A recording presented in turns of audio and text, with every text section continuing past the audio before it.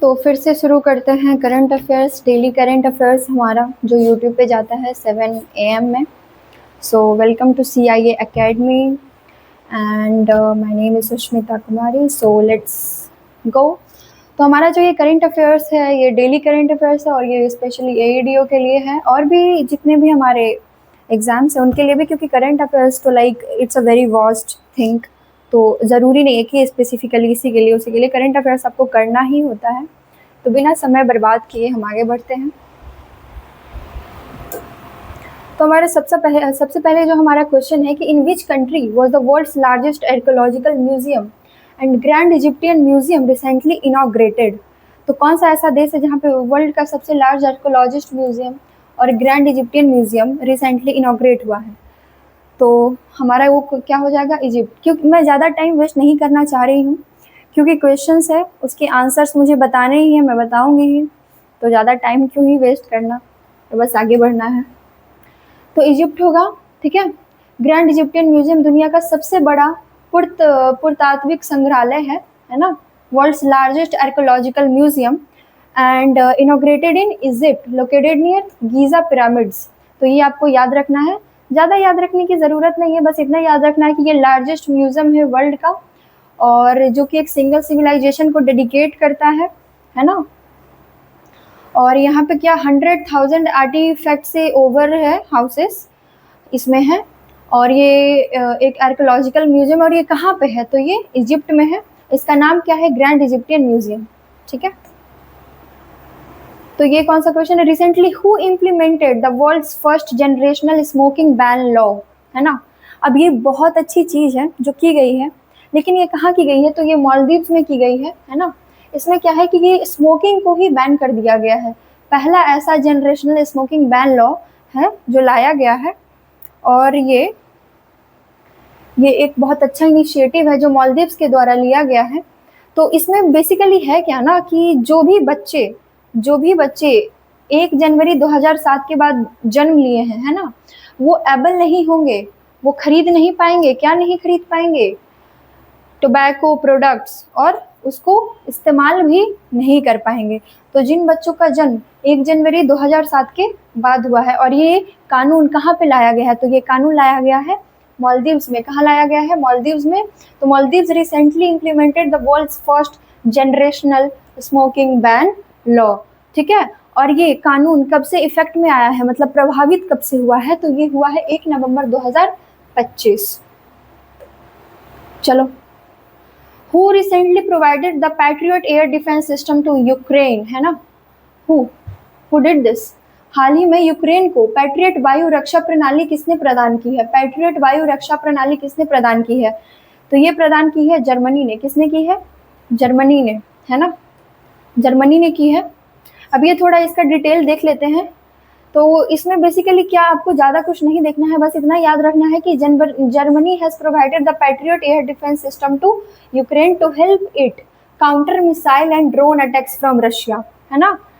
क्या कर रहा है? रूस के मिसाइल और ड्रोन हमलों का मुकाबला कर सके, इसके लिए किसने? जर्मनी ने प्रोवाइड किया है। किसको? यूक्रेन को। क्या? पैट्रियट एयर डिफेंस सिस्टम, है ना। सबसे बड़ा आपूर्तिकर्ता है। जर्मनी ने अपने स्वयं के शस्त्र बलों से किसी भी अन्य देश की तुलना में यूक्रेन को अधिक पैट्रियट सिस्टम दिए हैं, है ना। Germany has given more Patriot system to Ukraine from its own armed forces than any other country. आज तक में दूसरे कंट्री के कंपैरिजन में जर्मनी ने सबसे ज़्यादा यूक्रेन को ही पैट्रियट सिस्टम दिया है, ठीक है। अब इससे ज़्यादा इसमें कुछ पढ़ने वाली चीज़ नहीं है, आप एक्सप्लेनेशंस देख सकते हो। थोड़ा मैं बता ही देती हूँ कि यूक्रेन प्रेसिडेंट का रिएक्शन क्या रहा। तो Ukrainian president Volodymyr Zelensky recently confirm the delivery of this systems on social media and thanked Germany. उन्होंने जर्मनी को थैंक यू कहा है और इस सिस्टम को एक्सेप्ट करा है। भाई क्यों नहीं करेगा, दे रहा है, क्यों नहीं करेगा। तो बस यही चीज़ें हैं।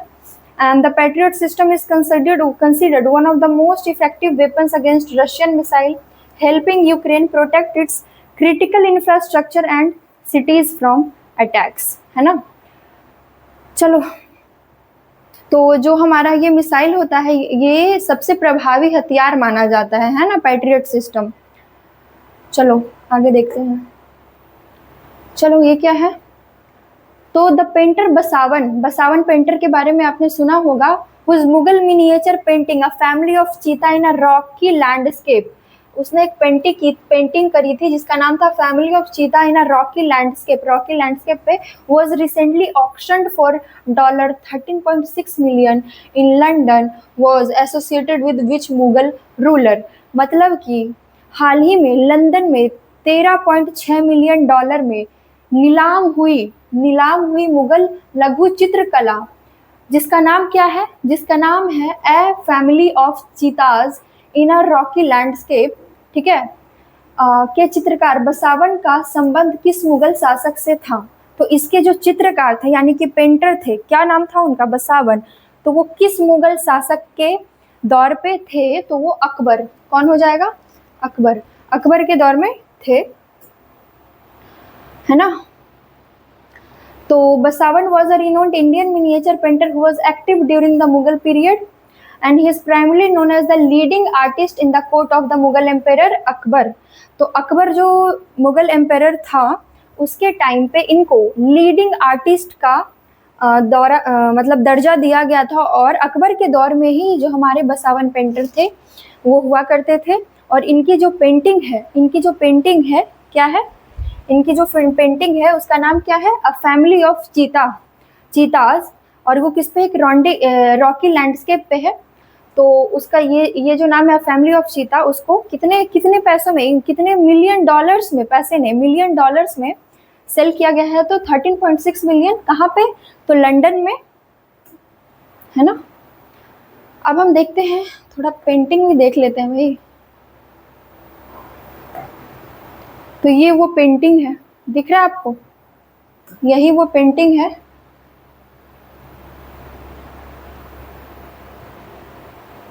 यही वो पेंटिंग है। ये आपको दिख रहा होगा, चीता। यहाँ पे चीता है, यहाँ पे भी चीता है। ये आई थिंक फादर है, ये मदर है, ये उसके बच्चे हैं, और ये ट्रीज है, ये रॉक्स पे ऐसे बने हुए हैं। तो ये जो पेंटिंग है ये किसने? बसावन पेंटर ने ऐसे ये बनाया था, और यही पेंटिंग जो है ये 13.6 मिलियन डॉलर्स में बिकी है।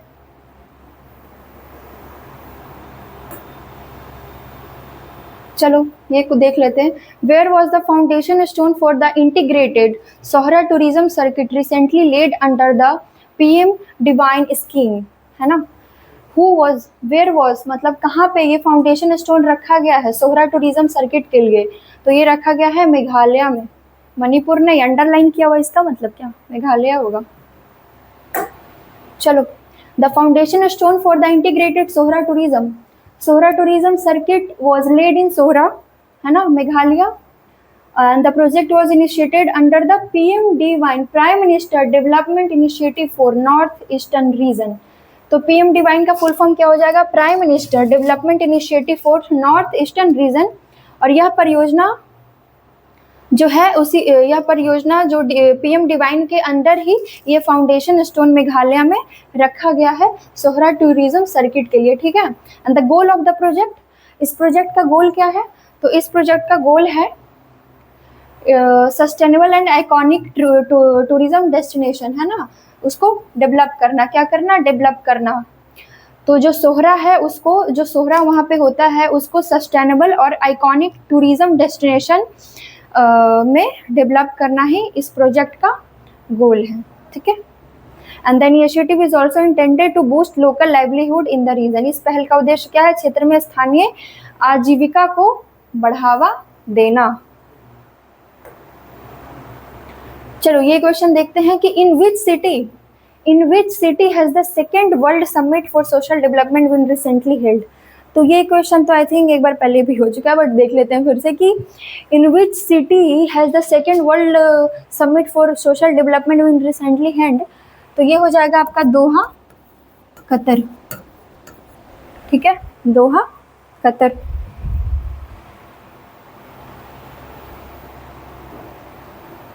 तो the second world summit was held in Doha, Qatar. ठीक है।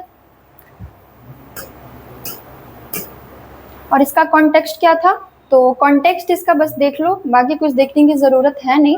ऑब्जेक्टिव्स आपको पता ही है कि social development, poverty eradication, promotion of full employment, social integration, इसके लिए ही होता है। कॉन्टेक्स्ट क्या है कि this summit was organised to build upon the outcomes and commitments made at the first summit which took place in Copenhagen, Denmark in 1995। तो 1995 में फर्स्ट ये समिट हुआ था, उसी को डेवलप करने के लिए, उसको और बढ़ाने के लिए दोबारा से उसी कॉन्टेक्स्ट पे ये किया गया है। ठीक है,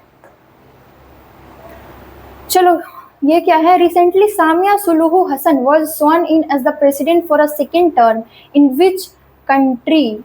तो दूसरी बार के लिए प्रेसिडेंट बन रही हैं रिसेंटली, है ना, सेकेंड टर्म के लिए प्रेसिडेंट बन रही हैं सामिया सुलूहू हसन। कौन से कंट्री में, तो वो तंजानिया। क्या होगा, तंजानिया। दूसरी बार के लिए प्रेसिडेंट बन रही है तो कौन से कंट्री में, तंजानिया। क्या नाम है इनका, तो इनका नाम क्या है, सामिया सुलूहा हसन।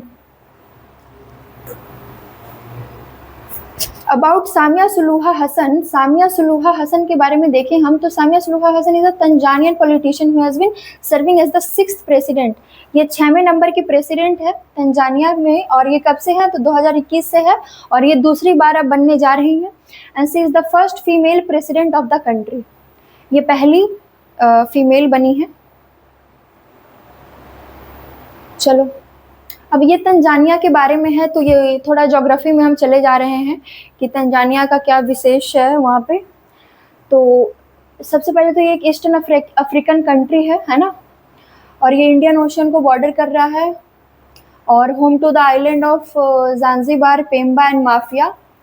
इसका हाईएस्ट पॉइंट क्या है, तो Mount Kilimanjaro, Africa's highest mountain and the world's tallest free standing mountain, है ना, किलिमंजारो। इसके बारे में बहुत किसी ने सुना भी होगा।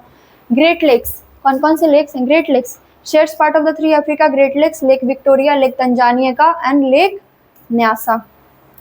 थोड़ा ज्योग्राफी है, ये भी जान लो, ये काम ही देगा ज्योग्राफी के क्वेश्चंस में।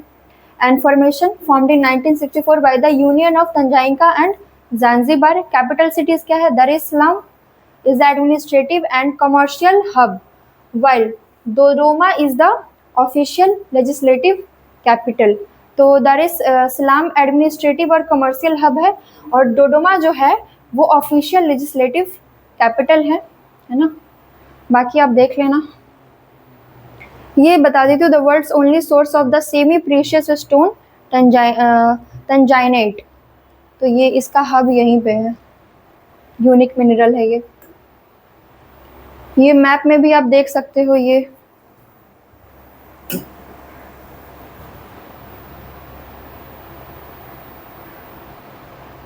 तो यहाँ आपका तंजानिया है, ये अफ्रीका है कॉन्टिनेंट, और ये आपका तंजानिया है। ठीक है, यहाँ आपका लेक विक्टोरिया, ये आपका इक्वेटर जो पास कर रहा है। अफ्रीका ऐसा है जहाँ पे तीनों लाइंस, ये भी चारों लाइंस पास करती हैं। Recently where did union minister Jyotiraditya Scindia present the Bharat Ratna doctor Bhupen Hazarika national award, है ना। तो हाल ही में केंद्रीय मंत्री ज्योतिरादित्य सिंधिया ने कहाँ भारत रत्न डॉक्टर भूपेन हजारिका राष्ट्रीय पुरस्कार प्रदान किए हैं, कहाँ किए हैं, मध्य प्रदेश, न्यू दिल्ली, उड़ीसा या असम। हाँ, एक मिनट,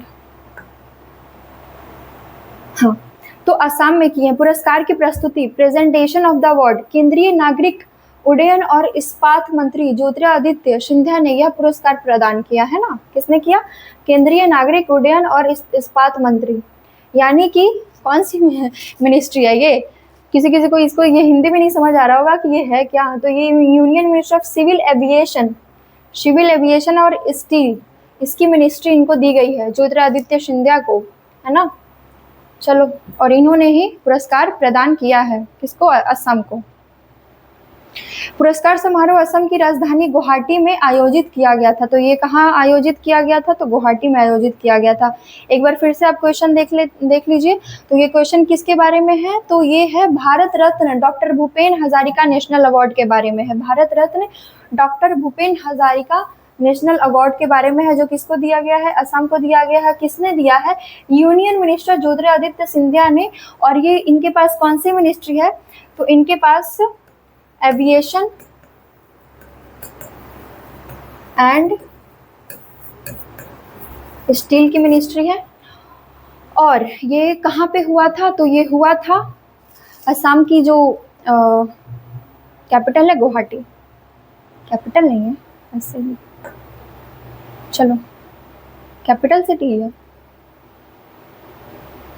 नहीं आई थिंक, अच्छा ये बन गई है शायद, हाँ चलो चलो ये भी देख लेते। पुरस्कार प्राप्त करने वाले व्यक्ति इस प्रकार हैं। तो ये इतने व्यक्ति हैं जिन्हें ये पुरस्कार मिला है। यश डोरजी टोंगशी, ये अरुणाचल प्रदेश के हैं, प्रसिद्ध लेखक और कहानीकार हैं। लशीराम मेमा देवी, ये मणिपुर की हैं, जानी मानी शास्त्रीय गायिका हैं। रजनी बसु मैत्री, ये असम की है, अभिनेत्री और फिल्म निर्माता हैं। LR साइलो, ये मिजोरम के हैं, अनुभवी जन संपर्क और मीडिया व्यवसायी के हैं। डॉक्टर सूर्य कांता हजारिका, ये लेखक है और सांस्कृतिक क्रिएटर है। प्रोफेसर डेविड R सिमले, ये प्रतिष्ठित इतिहासकार और पूर्व UPSC अध्यक्ष, ठीक है, इन लोगों को दिया गया है। विच birth anniversary of Guru Nanak Dev will be celebrated in the year of 2025? तो गुरु नानक देव की कौन सी जो ये जयंती थी मनाई गई, एनिवर्सरी, बर्थ एनिवर्सरी मनाई गई? तो ये था 556 मतलब 556, ठीक है। तो ये वाला इनका ये 556 जो था इनका ये मनाया गया है। ये इनका बर्थ एनिवर्सरी है। गुरु नानक देव का जन्म कब हुआ था? तो 1469 में हुआ था, है ना। कब हुआ था? 1469 में। और उनकी जयंती हर साल मनाई जाती है। 2025 में उनका कितना हो गया? 556वीं जयंती है। और गुरु जस्ट इतना ही जान लो, और इसके बारे में इसके बाद क्या ही जानोगे, इससे ज़्यादा इम्पोर्टेंट भी नहीं है कुछ। हाँ, हाल ही में WJP rule of law index 2025 में भारत को कौन सा स्थान मिला है? यानी कि रिसेंटली अच्छा WJP के बारे में क्या जानते हो? मतलब WJP क्या है?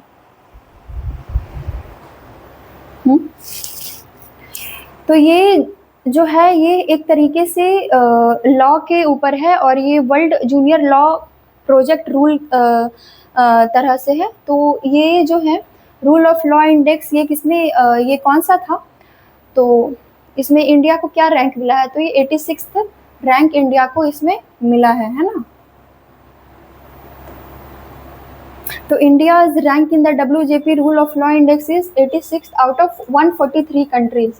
ये आपको याद रखना है कि 143 कंट्रीज में इंडिया का रैंक क्या है? 86 रैंक है, किसमें? WJP rule of law index में है, ठीक है। और ये 2025 का रैंकिंग है। And this mark a drop of 6 places from India's position in the previous year, ठीक है। तो इससे ज़्यादा इसमें कुछ नहीं जानना है, बस ये देख लो आप कि जो टॉप पोजीशंस है, तो टॉप पोजीशंस पे तो कौन है? तो Denmark, Norway, Finland and Sweden held the top position in 2025 index. कौन कौन? Denmark, Norway, Finland and Sweden. Mostly यही टॉप पे ही रहते हैं, पता नहीं क्यों। And this marks a drop of 6 places from India's position in the pre. चलो ठीक है, तो आज यहीं पे एंड करते हैं। End of class for today. तो आज का हमारा ये करंट अफेयर था। अब हम नेक्स्ट करंट अफेयर के साथ फिर कल आते हैं। और आप ये देखना, इसमें जो भी क्वेश्चंस आपको समझना है आप कमेंट कर सकते हो। और भी आपको और भी कोई टॉपिक पे या फिर कोई और एंगल से आपको और चाहिए, ऑब्जेक्टिव्स और भी चाहिए, बढ़ाना है ऑब्जेक्टिव्स और, तो उसके लिए भी मैसेज कमेंट कर सकते हो। मैसेज नहीं, कमेंट कर सकते हो। सो मिलते हैं फिर नेक्स्ट क्लास में। आज का करंट अफेयर्स यहीं पर डन होता है ना। और साइंस भी आप लोग ज़रूर देखना, साइंस भी अपलोड होने वाला होगा। एंड स्पोर्ट्स के लिए भी करंट अफेयर्स जो है वो अपलोड होने वाला होगा, तो स्पोर्ट्स का भी आप लोग ज़रूर देखना, ठीक है। Thank you.